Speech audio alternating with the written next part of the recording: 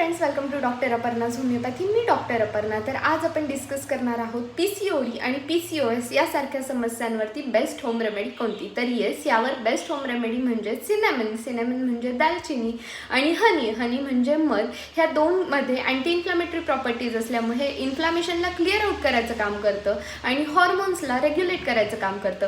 तर येस, हे घ्यायचं कसं, हे कन्झ्युम कसं करायचं. तर सिनेमन म्हणजे दालचिनीची पावडर तुम्ही घरी मिक्सरमध्ये ग्राइंड करू शकता, अदरवाईज तुम्ही बाजारातनं विकत आणू शकता. आणि 1 चमचा हनीमध्ये ही पावडर ॲड करायची आणि सकाळी सकाळी उठल्या उठल्या हे घ्यायचं.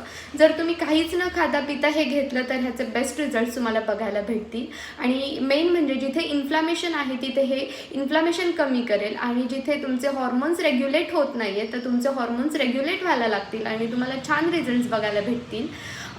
तर अशाच व्हिडिओजसाठी नक्की मला लाईक करा, फॉलो करा, शेअर करा, सबस्क्राईब करा. थँक्यू.